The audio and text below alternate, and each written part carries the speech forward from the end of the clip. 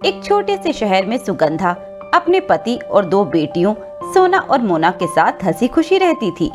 दोनों बहनों में आपस में बहुत प्यार था और वह अपने माता पिता से भी बहुत प्यार करती थी। दोनों बहनों का स्वभाव भी बहुत अच्छा था। सोना का रंग गोरा था पर मोना थोड़ी सांवली थी। जैसे जैसे दोनों बड़ी होने लगी, लोग उनके रंग रूप की तुलना करने लगे। पड़ोस की कुछ औरतें आपस में बात करती हैं। अरे देखो, ये मोना कितनी काली है, बिल्कुल बदसूरत। पता नहीं इसका रंग ऐसा क्यों है। इसकी बहन सोना तो बहुत सुंदर है। लोगों की ऐसी बातें सुनकर मोना बहुत दुखी हो जाती थी। एक दिन उनके घर उनके रिश्ते की एक चाची आई। वह मोना को देखकर बोली, अरे सुगंधा, तेरी सोना तो बहुत खूबसूरत है, उसकी तो शादी झटपट हो जाएगी। पर मोना का रंग इतना काला है, इसकी शादी करने में तुझे बहुत परेशानी आएगी। अरे चाची जी, ये तो इसकी किस्मत है, जिसकी शादी जहाँ होनी है वहीं हो गई। ये कहते हुए सुगंधा चाची की बात को टाल देती है। मोना सोना से बड़ी थी पर उसकी शादी की बात कहीं पक्की नहीं हो रही थी। जो भी उसे देखने आता था उसके रंग के कारण मना कर देता था। इसी बीच सोना का एक रिश्ता आता है। सुनो जी, मोना की तो कहीं बात पक्की नहीं हो रही।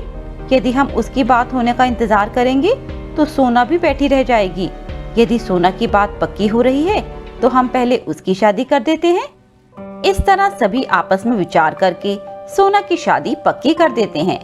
सोना की शादी हो जाती है और वह अपने ससुराल चली जाती है। अब तो सब लोग मोना को और भी ताने देने लगते हैं। अरे देखो, इसकी छोटी बहन की तो शादी हो गई, पर इसे कौन पसंद करेगा, ये तो कितनी काली है। लोगों की ऐसी बातें सुनकर मोना बहुत दुखी होती है और अपनी माँ से कहती है, माँ, आप तीनों इतने गोरे हैं पर मैं इतनी काली क्यों हूँ? लोग मुझे इस बात के लिए ताने क्यों देते हैं? इसमें मेरा क्या कसूर? कोई बात नहीं बेटी, तुम लोगों की बातों पर ध्यान ना दो। अपने ससुराल में सोना बहुत खुश थी पर उसे हमेशा अपनी बहन की चिंता लगी रहती थी। आखिरकार एक दिन कुछ लड़के वाले मोना को देखने आए। लड़के को मोना का व्यवहार और उसकी बात करने का तरीका बहुत अच्छा लगा। वह उससे शादी करने के लिए मान जाता है। क्या आप शादी करने के लिए तैयार हैं? आपको मेरे काले रंग से कोई आपत्ति तो नहीं? नहीं नहीं, मैं बाहरी रंग रूप पर इतना ध्यान नहीं देता। मुझे तुम एक अच्छी लड़की लगी, इसीलिए मैं शादी करने के लिए हाँ कर रहा हूँ। मोना बहुत खुश हो जाती है और कुछ ही दिनों में धूमधाम से उसकी शादी हो जाती है। मोना अपने ससुराल चली जाती है। मोना की सास वृंदा उसे कुछ खास पसंद नहीं करती थी और उसे हमेशा ताने देती रहती थी।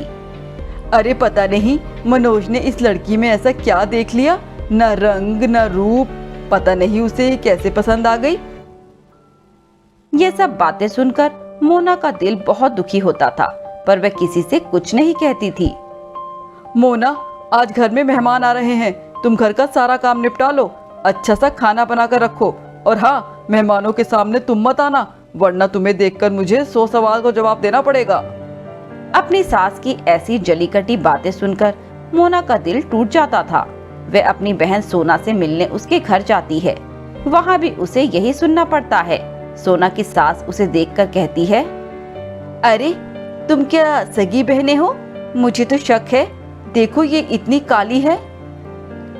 इस तरह वह जहाँ भी जाती उसे अपने काले रंग के लिए ताने सुनने पड़ते थे। वह बहुत ज्यादा दुखी हो गई थी। एक दिन तंग आकर वह एक नदी के पास जाकर बैठ जाती है और मन ही मन सोचने लगती है, आखिर मेरा क्या कसूर है कि मैं काली हूँ? भगवान ने मुझे ऐसा ही बनाया है।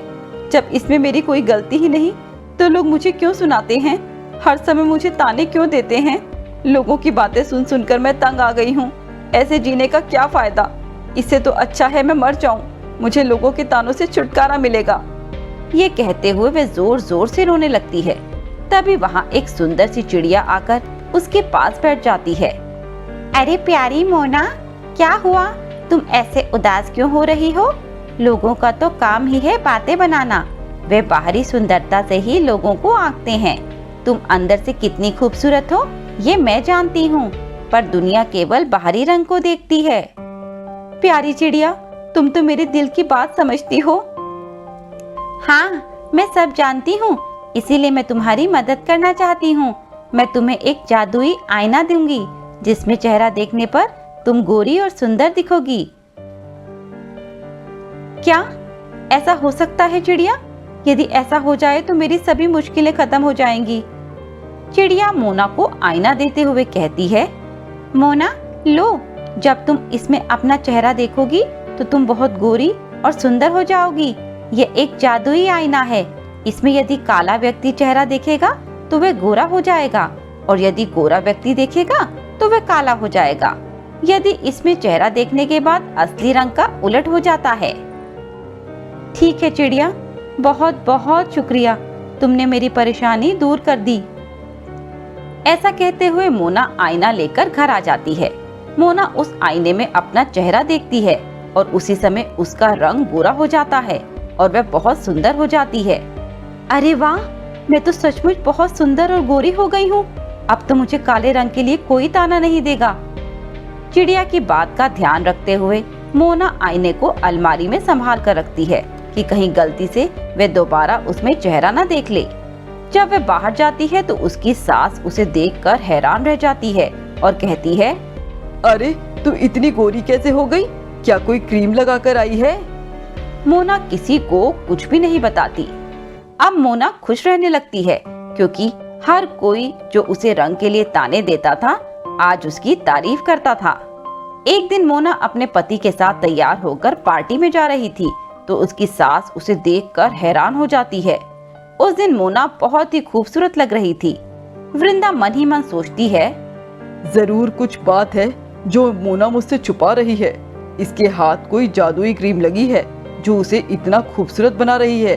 यदि यह काली बदसूरत लड़की इतनी खूबसूरत हो सकती है तो मुझे भी उस क्रीम का पता लगाना चाहिए।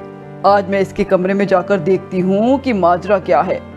मोना और उसका पति चले जाते हैं। वृंदा मोना के कमरे में जाकर उसके सामान टटोलने लगती है पर उसे कुछ भी दिखाई नहीं देता। फिर अचानक उसकी नजर अलमारी में रखे उस आईने पर पड़ती है। अरे ये क्या है? इसने इस आईने को इतना संभाल कर अलमारी में क्यों रखा हुआ है? हो ना हो इसी आईने में कोई राज छुपा है। ये कहते हुए वृंदा उस आईने को बाहर निकालती है और उसमें अपने चेहरे को देखती है। आईने में चेहरा देखते ही वृंदा का रंग कोयले जैसा काला हो जाता है। यह देखकर वह जोर जोर से रोने लगती है। कुछ देर बाद मोना और उसका पति वापस आते हैं।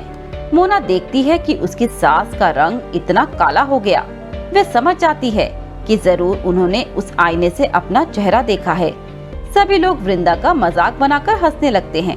तभी मोना कहती है, आप सब लोग हंस क्यों रहे हैं? माँ जी ने जरूर कोई क्रीम लगा ली होगी जिससे रिएक्शन हो गया है। वे कुछ देर में ठीक हो जाएंगी। आप लोग उनका मजाक बनाना बंद कीजिए। तभी मोना अपनी सास से कहती है, माँ जी, अब आपको पता चला कि जब सब मुझ पर हंसते थे तो मुझे कितना बुरा लगता था। आज मुझे इस बात का एहसास हो गया कि हम कितने गलत थे। तुम्हें कितना बुरा लगता होगा। मुझे माफ कर दो बेटी। आप चिंता न करें, आपका रंग बिल्कुल ठीक हो जाएगा। आप मेरे साथ चलिए। यह कहते हुए मोना अपनी सास को अपने कमरे में ले जाती है और उस आईने के सामने दोबारा चेहरा देखने के लिए कहती है, जादुई आईना, मेरी माँ जी का रंग पहले जैसा कर दो। उन्होंने गलती से अपना चेहरा आईने में देख लिया था, उन्हें ठीक कर दो। तभी आईने से आवाज आती है, पहले इन्हें वादा करना होगा कि आइंदा ये किसी को भी रंग रूप का ताना नहीं मारेंगी, तभी मैं इन्हें ठीक करूंगी। वृंदा आईने से वादा करती है कि दोबारा कभी वे किसी को रंग रूप के लिए ताना नहीं देगी। वृंदा दोबारा उस आईने में अपना चेहरा देखती है और फिर उसका रंग पहले जैसा साफ हो जाता है। यह देखते ही वे खुश हो जाती है और मोना को गले से लगा लेती है और कहती है, मोना, मुझे माफ कर दो। आज के बाद मैं कभी किसी को रंग के लिए ताना नहीं दूंगी। मुझे अपनी गलती का एहसास हो गया है। ये कहते हुए वृंदा मोना से माफी मांगती है और फिर सभी खुशी खुशी रहने लगते हैं।